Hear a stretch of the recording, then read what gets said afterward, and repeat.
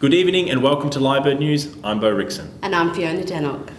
First off tonight, this year Lyrebird has continued to excel at offering a broad and ever-expanding range of services, even as accountabilities continue to increase with little additional resources available. Community centres are still an important asset within the community, and more Lyrebird is required to deliver more services on a tighter budget. The Lyrebird team this year has continued to work with the community and to follow the vision of bringing the community together. One such initiative is to be part of a new, like-minded network of business and community organisations that have a strong focus on community. These include Shane and Elle from Donovan's Real Estate, Mel from Masters Home Improvements, Jen from the Salvation Army, Gillian from Flinders Christian College, and Kylie from Rowellen Park Primary School.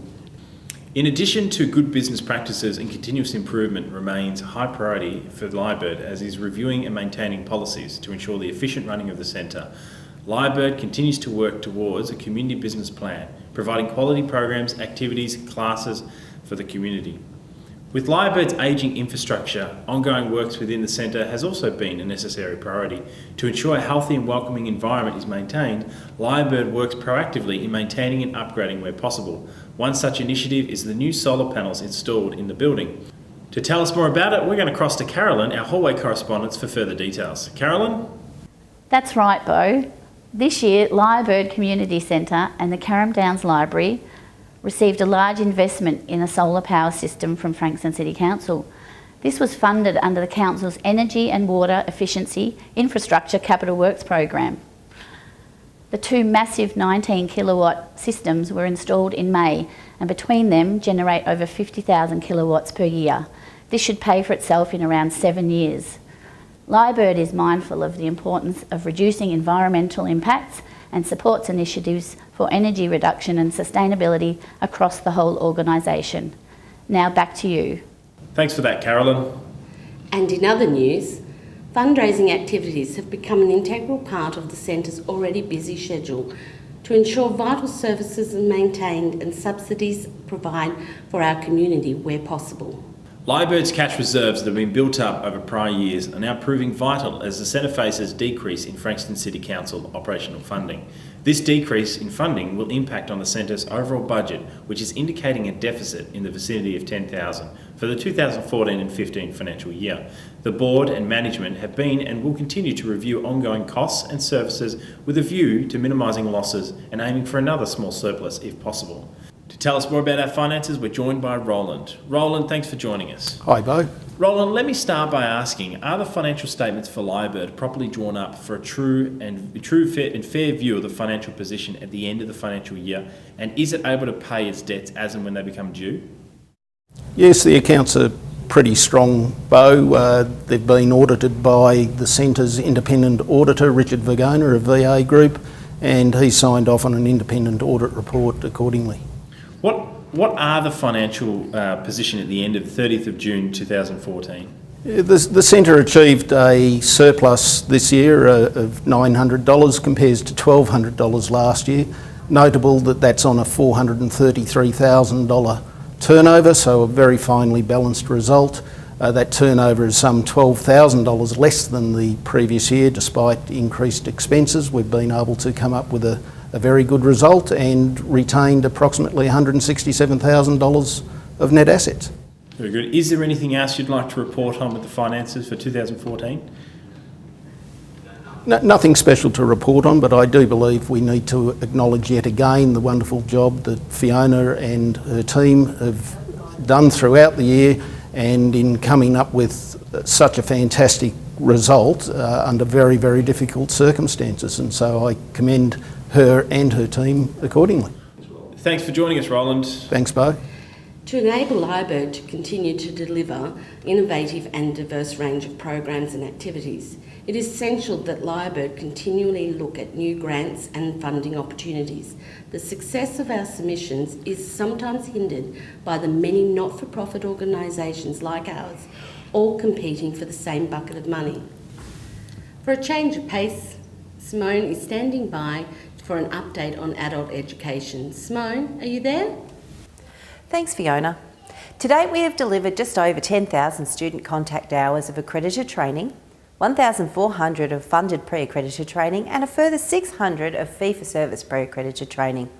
Aside from that, we have delivered another 1,390 hours of other short course programs. Funding for these programs is never a guarantee, and proof of that was at the beginning of this year, with Higher Education and Skills Group required us to become an approved foundation skills provider for them to continue funding our language and literacy classes. Speaking of language and literacy, our classes had another successful year with the first time delivery of a full certificate course in initial general education for adults, including the numeracy component. In the past, we have only been delivering to students interested in reading, writing, communication skills. This year, with the changes to the CEGA curriculum, we've seen a greater focus given to digital literacy with the larger use of interactive whiteboard and the computers. And in closing, exciting news for Lyrebird was fortunate enough to have been successful with the funding submission that will see us deliver pop-up learning in our local communities.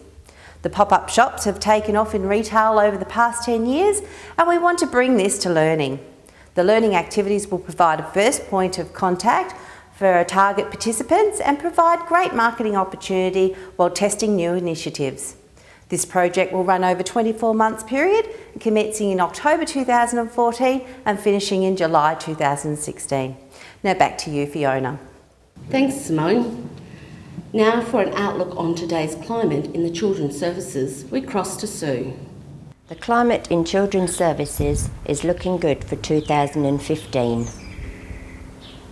We continue to look at different ways of marketing our children's services and to raise our profile of the services we provide. Rising costs and not being eligible to offer childcare rebate like the long day care centres has had an impact on our numbers for 2014. That said, through occasional childcare, we have provided more than 500 hours of vibrant and exciting activities and programs for children aged 0 to 5 years. We have had lots of fun this year with activities like farm animals, exploring the human body, community awareness and lots more. As always, special occasions were celebrated like Mother's Day, Father's Day, Easter and Christmas. Our 3-year-old playtime program is currently running 3 sessions a week, and each child is thriving and reaching important accomplishments through fantastic programming and planning for age-appropriate individual growth and development. This year, our open house playgroup has continued with consistent numbers in attendance this year. A new session was introduced as Anglicare were unable to continue their group when funding ceased. Lyrebird school holiday activities continued this year with Hippity Hoppity, Extravaganza Playday, Teddy Bear Playday and Clowning Around Playday. Over 100 children aged between 3 to 7 years old attended. Our primary school age school holiday activities have once again seen over 45 children participate in a number of fun workshops, such as Amazing Kitchen Science, Easter Cooking and Megan's Dancing. And lastly, the Carrum Downs Toy Library at Lyrebird continues to open for 5-hour sessions each week.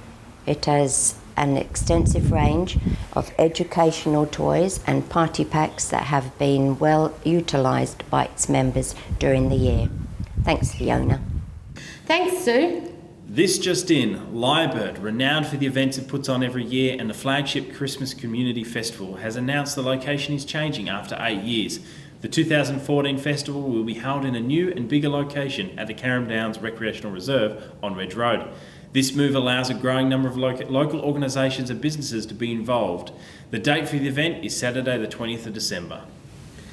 Finally, thanks to many of our stakeholders who support the Centre: Frankston City Council, Department of Human Services, the Department of Education and Early Childhood, Adult Community Further Education and Skills Victoria, and our local businesses. Well, that's all for the 2014 edition of Lyrebird News. I'm Bo Rickson. And I'm Fiona Danock. Thanks for joining us.